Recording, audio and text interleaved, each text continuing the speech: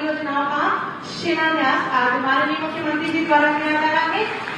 लगभग 940 करोड़ की 505 परियोजनाएं आज महाराजगंज के जनवासियों को दी जा रही है। मैं चाहूंगी कि जोरदार तालियां बजाएं। शिलाखंडों के अनावरण के साथ इन विकास योजनाओं की सौगात ये दिवाली का सबसे सुंदर उपहार। विकास के शिखर पर नए और आत्मनिर्भर उत्तर प्रदेश में हर व्यक्ति को विभिन्न कल्याणकारी योजनाओं का लाभ मिल रहा है। माननीय मुख्यमंत्री जी से पुनः अनुरोध करूंगी कि विभिन्न योजनाओं के लाभार्थियों को लाभ वितरित कर हमें अनुग्रहित करें। सबसे पहले ग्राम्य विकास विभाग उत्तर प्रदेश राज्य ग्रामीण आजीविका मिशन नीतू उपाध्याय जी 12,47,40,000 का रिवॉल्विंग फंड एवं सामुदायिक निवेश निधि इनको मैं चाहूंगी कि जोरदार तालियां आप सभी बजाएं।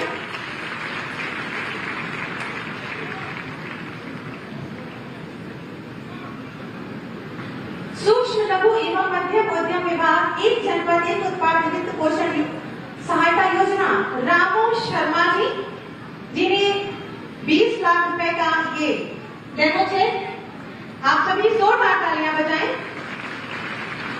और मुख्यमंत्री युवा स्वरोजगार योजना के अंतर्गत संदीप गौर जी 25 लाख का ऋण आपको प्रदान किया जा रहा है।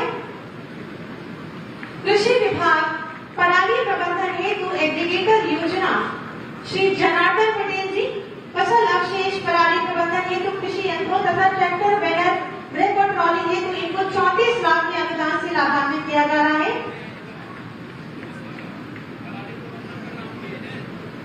ग्रामीण विकास अभिकरण मुख्यमंत्री आवास योजना ग्रामीण सरिता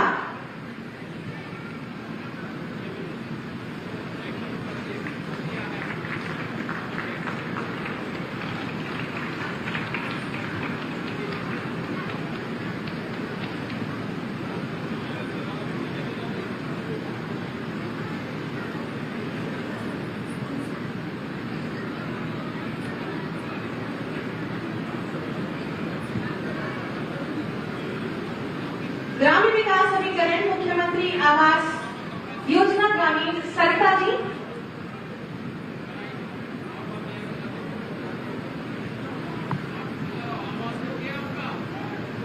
और इनको ये आवास की चाबी मैं चाहूंगी कि एक बार जोरदार तालियां इस मौके के लिए बजाएं। उद्यान विभाग पर crop more crop micro irrigation Madan Pandey 11.6 lakh के अनुदान का चेक प्रतिनिधि श्री मदन पांडे जी को माननीय मुख्यमंत्री जी द्वारा दिया जा रहा है। उद्यान विभाग के ही अंतर्गत प्रधानमंत्री सूक्ष्म खाद्य उद्योग उन्नयन राम लगन उपाध्याय जी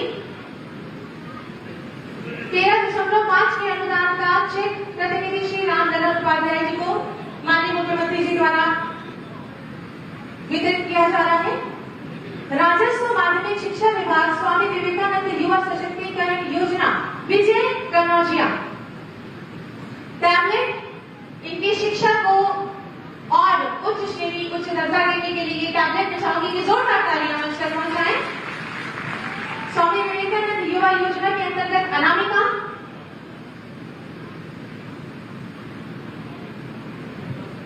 महिला कल्याण विभाग मुख्यमंत्री बाल सेवा योजना श्रेयांशी पांडे कक्षा 10 की छात्रा को ये निःशुल्क लैपटॉप माननीय मुख्यमंत्री जी द्वारा आप सभी की जोरदार तालियां मंच तक पहुंचेगी तो इस अवसर की शोभा बढ़ेगी। मत्स्य विभाग प्रधानमंत्री मत्स्य संपदा योजना सरिता देवी जी 1.80 lakh 3 wheeler with ice box है तो इनको चाबी।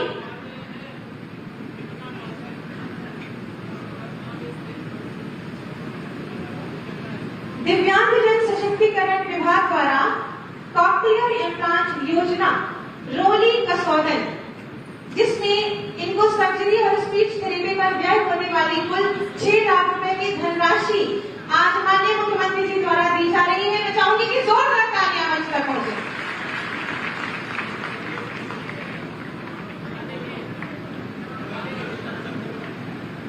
होमगार्ड्स विभाग मृतक होमगार्ड स्वयं सेवकों के आश्रितों को दुर्घटना बीमा राशि अनीता देवी जिनको 38 लाख का दुर्घटना बीमा राशि का चेक माननीय मुख्यमंत्री जी द्वारा दिया जा रहा है। और इसी विभाग द्वारा कविता मृतक होमगार्ड स्वयं सेवकों के आश्रितों को 30 लाख का दुर्घटना बीमा राशि का चेक।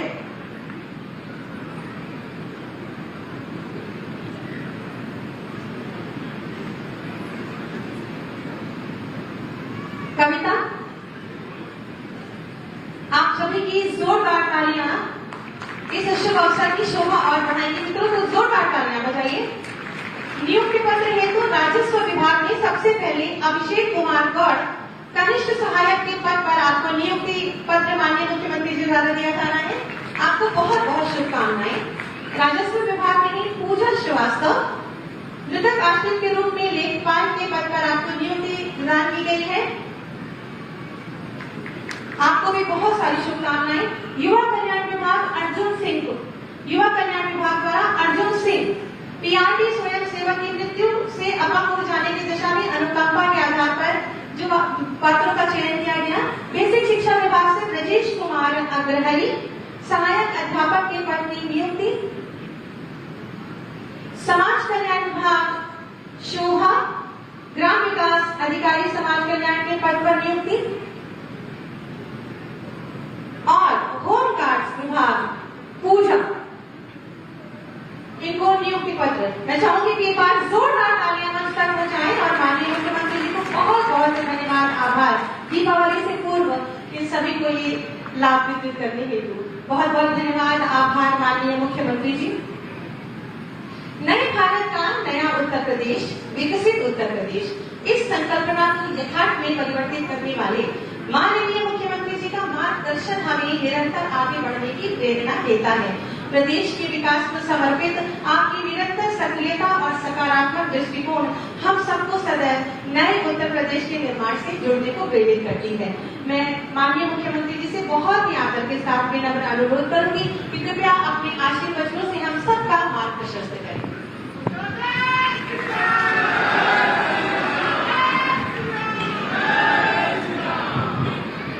भारत माता की, भारत माता की, भारत माता की, वंदे वंदे वंदे। जनपद महाराजगंज की 940 करोड़ रुपए की परियोजनाओं के लोकार्पण की दृष्टि से आज मुझे जनपद में आने का सौभाग्य प्राप्त हुआ है। दीपावली के ठीक पहले चौक समेत पूरे महाराजगंज वासियों को ये 940 करोड़ रुपए की परियोजनाओं का उपहार मिल रहा है। मैं इसके लिए आप सभी महाराजगंज वासियों को हृदय से बधाई देता हूं, दीपावली की मंगल में शुभकामनाएं देता हूं। और इन 940 करोड़ रुपए में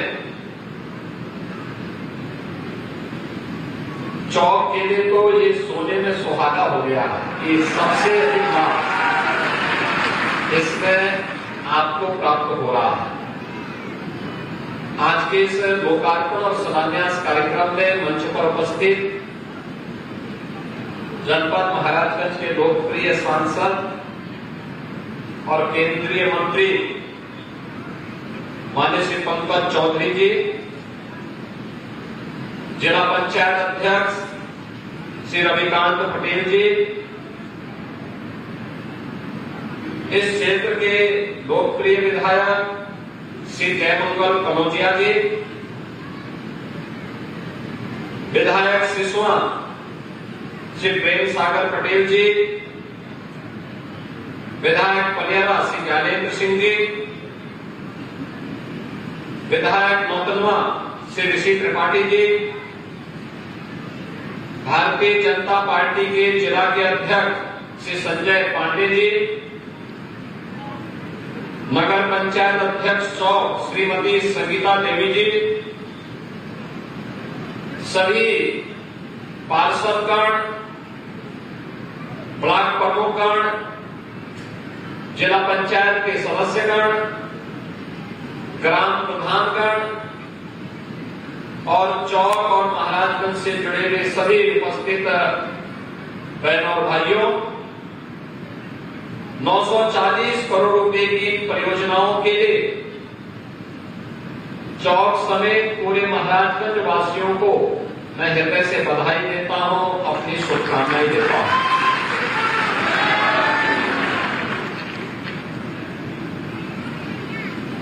ये 940 करोड़ रुपए की जो योजनाएं आज यहां के विकास को एक नई ऊंचाई प्रदान करेगी, इसमें नगर पंचायत चौक के अपने स्वयं के भवन, नगर पंचायत पनियारा के स्वयं के भवन के साथ ही अन्य ऐसे जो भी स्थानीय निकाय से जुड़े हुए नवनिर्मित भवन है, उनके लोकार्पण का कार्यक्रम, खेलकूद की गतिविधियों को कैसे आगे बढ़ाया जाना है और हमारा खिलाड़ी भी, हमारा स्थानीय खिलाड़ी भी ओलंपिक, एशियाड और कॉमनवेल्थ में मेडल प्राप्त करने की सामर्थ्य रखता है। इसके लिए अवस्थापना सुविधा किस प्रकार की होनी चाहिए, उसका एक उदाहरण आज चौक में इस मिनी स्टेडियम और मल्टीपर्पज हॉल के माध्यम से भी यहां पर उसके लोकार्पण के साथ यहां देखने को मिल रहा है। पर्यटन विकास की दृष्टि से विरासत और विकास का अद्भुत संगम कैसे होना है, लहरा देवी के मंदिर के पर्यटन विकास की योजना हो,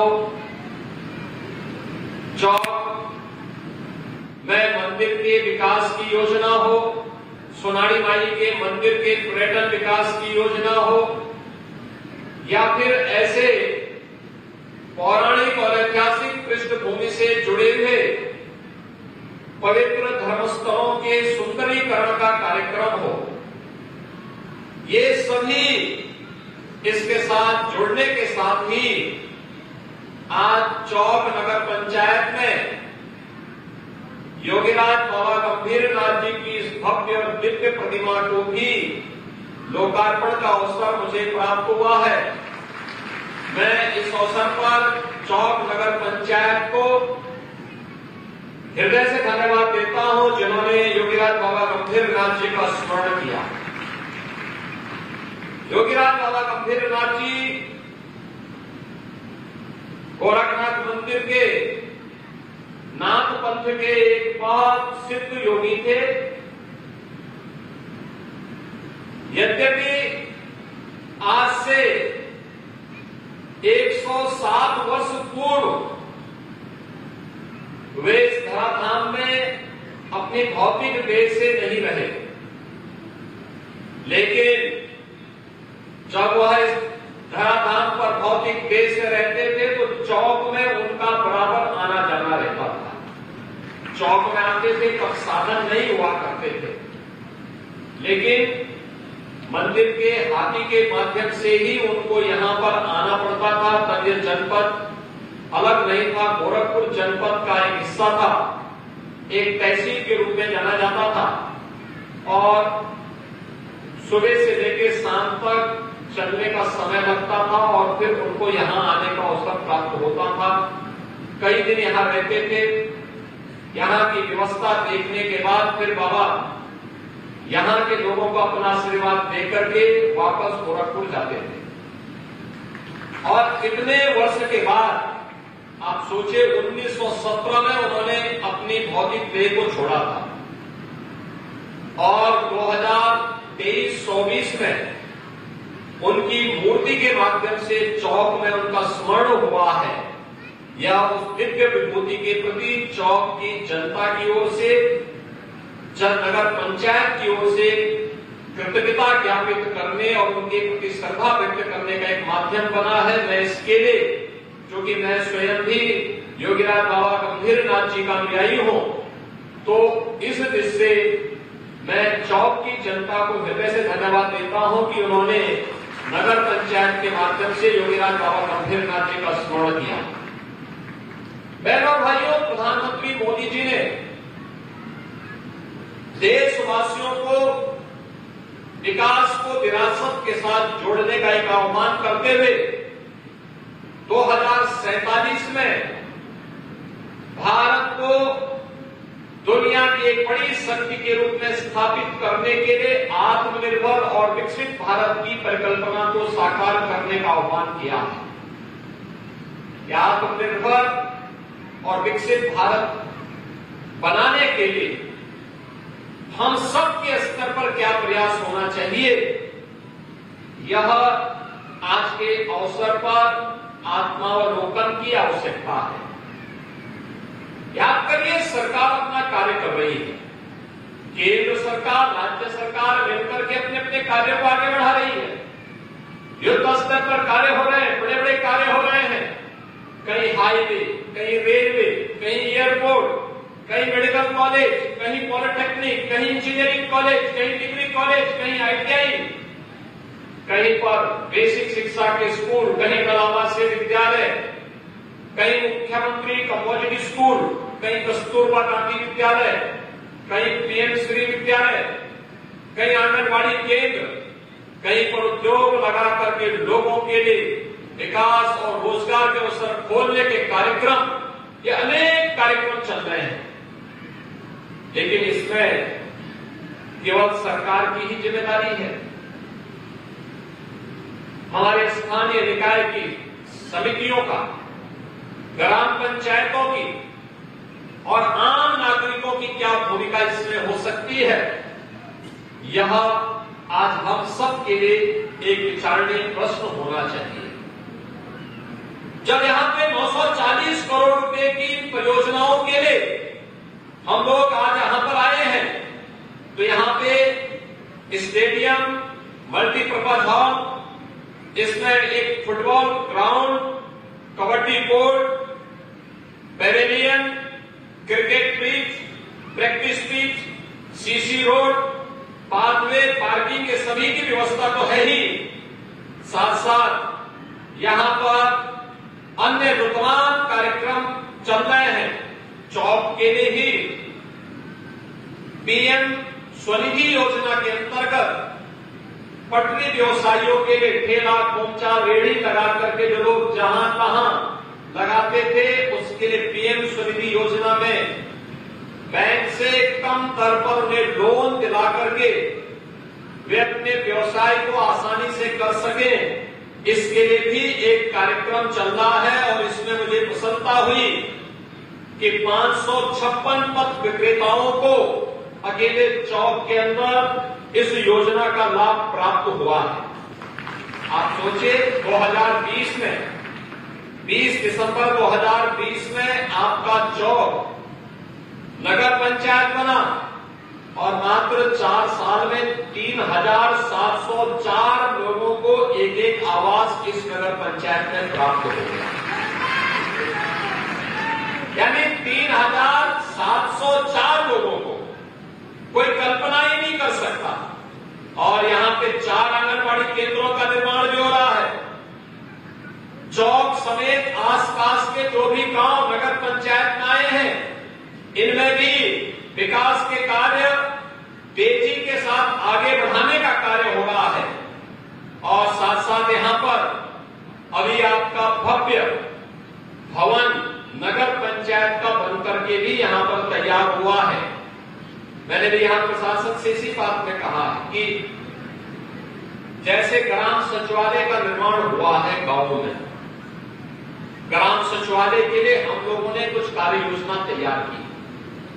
हर ग्राम पंचायत में एक पंचायत सहायक के रूप में कंप्यूटर ऑपरेटर दे रखा है।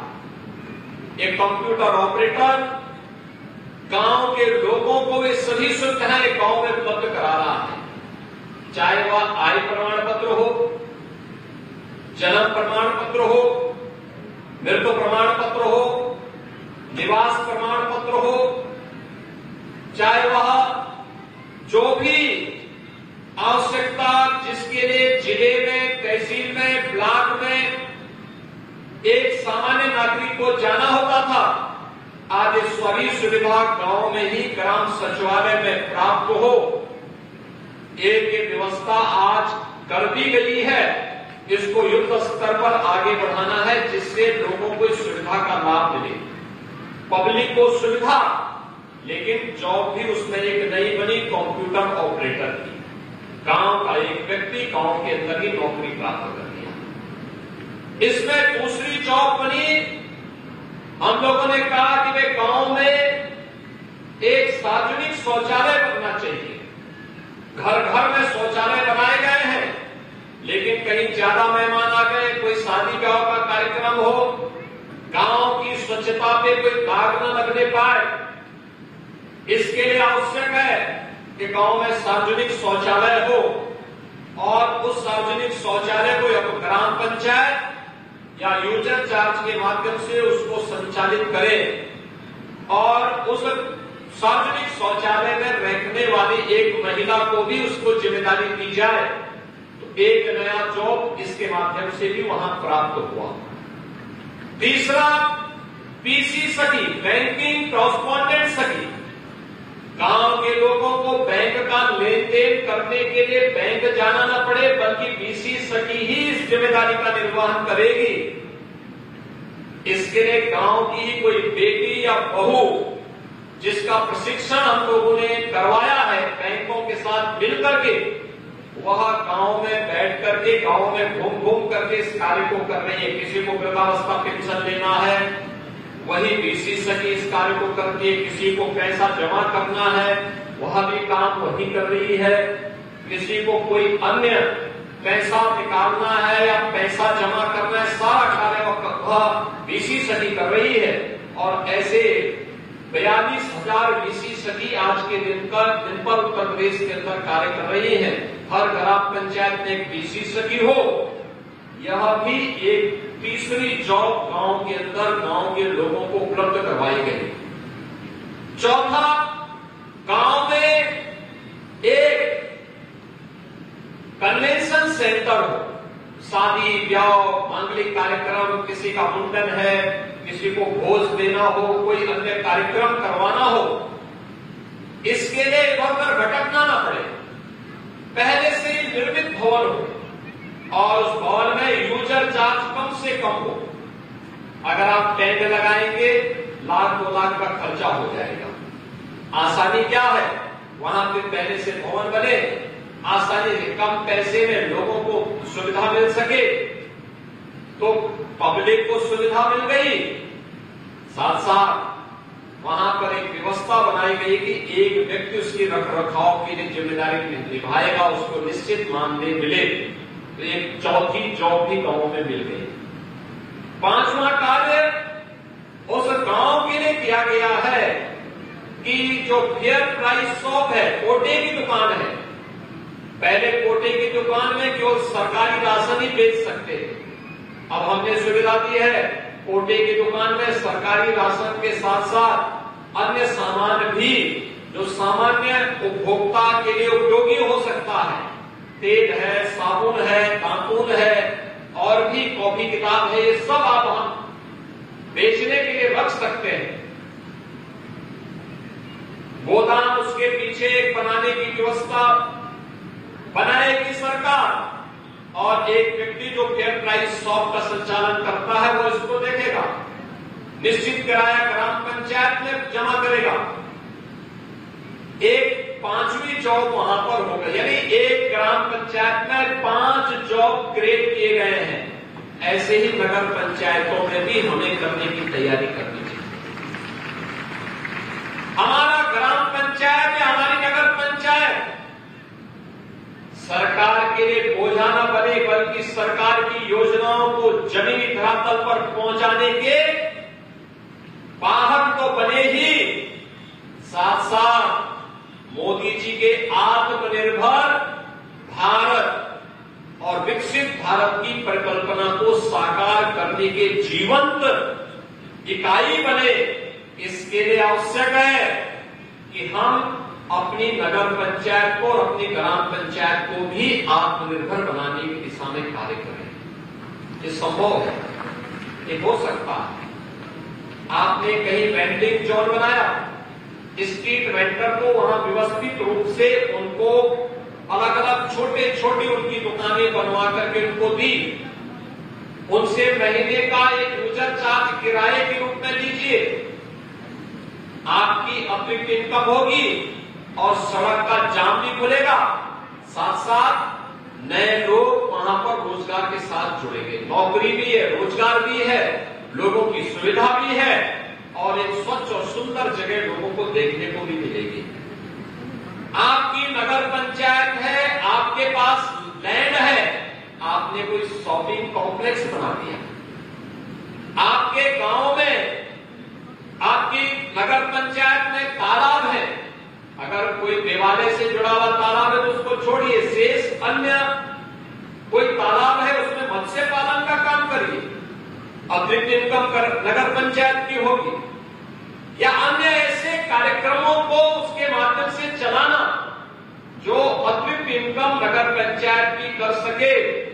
और हमने कहा है कि जो ग्राम पंचायत जिनकी इनकम कम है, जिनके पास पैसा केंद्र वित्त का और राज्य वित्त का पैसा आने के बाद बहुत कम पैसा बचता है विकास के लिए, वे अगर अपने आय के स्रोत को बढ़ाती है तो हम लोग आय के बढ़े हुए उस स्रोत के साथ उतना ही पैसा उन्हें अतिरिक्त राज्य की ओर से अतिरिक्त देंगे, जिससे उस ग्राम पंचायत में विकास के लिए पैसे की कमी नहीं रहेगी।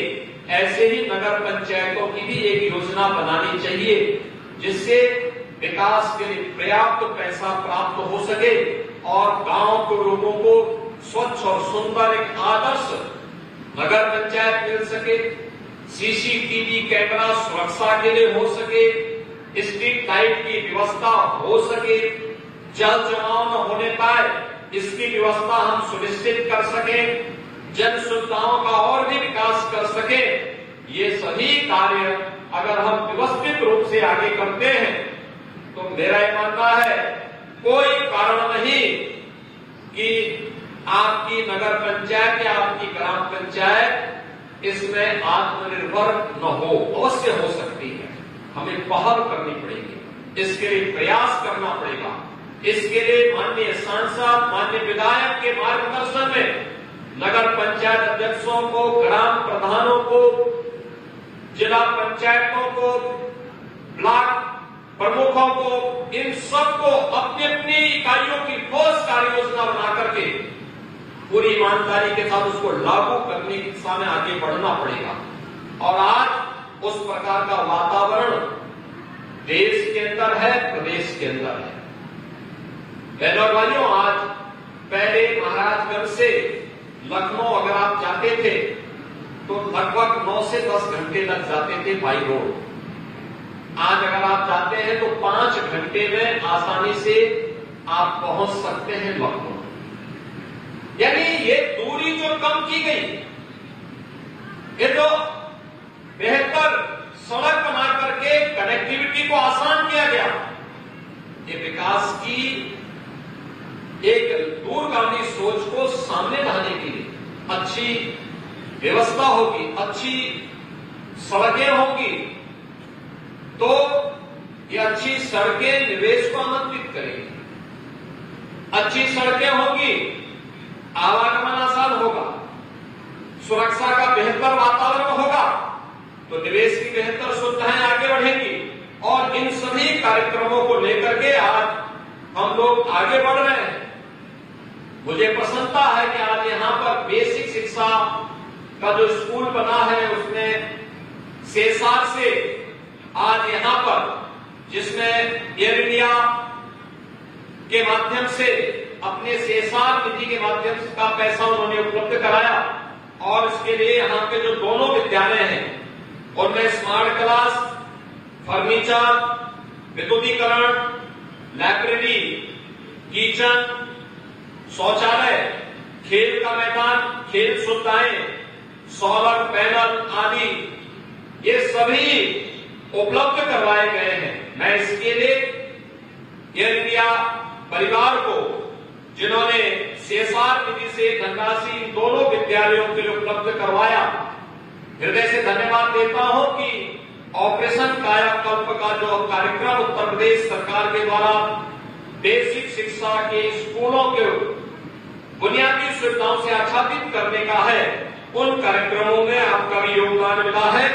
मैं इसके लिए आप सभी लोगों को, उन सभी को हृदय से धन्यवाद देता हूं। बहनों भाइयों, आज जो तमाम योजनाएं जनपद महाराजगंज की यहां पर शिलान्यास और लोकार्पित की जा रही हैं, इसमें सड़क की भी है, व्यावसायिक शिक्षा की भी है, इसमें स्वास्थ्य विभाग की भी है, इसमें निराश्रित गोवंश के लिए नगरीय क्षेत्रों में और ग्रामीण क्षेत्र में किए गए प्रयासों का भी है, इसमें वेंडिंग जोन स्ट्रीट वेंडर के लिए बनाने का भी कार्यक्रम है और साथ साथ यहां की तमाम पेयजल की स्कीम को भी आगे बढ़ाने का कार्यक्रम भी इसके साथ है। इसके साथ ही यहां पर वसूली मंदिर, मां बनोलिया माता मंदिर, देवगढ़ का पर्यटन विकास, पुलिस लाइन में ट्रांजिट हॉस्टल के 2 ब्लॉक का लोकार्पण का कार्यक्रम और इसके साथ ही अन्य पुलिस विभाग से जुड़े हुए कार्यक्रम और सड़क से जुड़े हुए कार्यक्रम भी इन कार्यक्रमों के साथ जोड़े जा रहे हैं और भी अन्य तमाम कार्यक्रमों को आज यहां पर स्वास्थ्य से अग्निशमन के साथ जुड़े हुए जनपद महाराजगंज में एक ऑडिटोरियम का निर्माण हो, इन सभी को भी आज शिलान्यास के साथ यहां पे जोड़ा जा रहा है और इसके साथ ही और भी स्वास्थ्य विभाग से जुड़ी हुई या पशुपालन विभाग से जुड़ी हुई अन्य तमाम योजनाओं को भी यहां पर जोड़ने का कार्यक्रम आज यहां पर जनपद महाराजगंज के चौक बाजार के माध्यम से पूरे महाराजगंज जनपद को, चाहे वह नौतनवा विधानसभा हो, फरेंदा विधानसभा हो, बनेरा विधानसभा हो, सिसवा विधानसभा हो या फिर महाराजगंज विधानसभा, इन सभी विधानसभाओं से जुड़ी हुई विभिन्न प्रकार की परियोजनाओं का सौगात आज जनपद महाराजगंज को प्राप्त हो रहा है। दीपावली के पहले विकास की योजनाओं का उपहार ये धनतेरस और दीपावली की खुशी को कई गुना बढ़ाएगा, क्योंकि यही तो पर्व और त्योहार के पीछे का उद्देश्य होता है। सुरक्षा का अच्छा वातावरण मिले, सौहार्दपूर्ण वातावरण में हम विकास की योजनाओं को आगे बढ़ा सके, विकास और विरासत का बेहतर समन्वय के लिए कहीं लेहड़ा देवी मंदिर में, कहीं पर अन्य पुराने देवालयों के सुंदरीकरण और उनके पर्यटन विकास की योजनाओं को भी मूर्त रूप दिया जा रहा है। तो हमारे विकास की जो सबसे आधारभूत इकाई है ग्राम पंचायत के लिए या फिर नगर पंचायत के विकास के लिए, उनका अपना स्वयं का भवन बने, वहां पर सॉलिड और लिक्विड वेस्ट के लिए बेहतरीन प्रबंधन हो, ये सभी कार्य एक साथ करने के कार्य किए जा रहे हैं।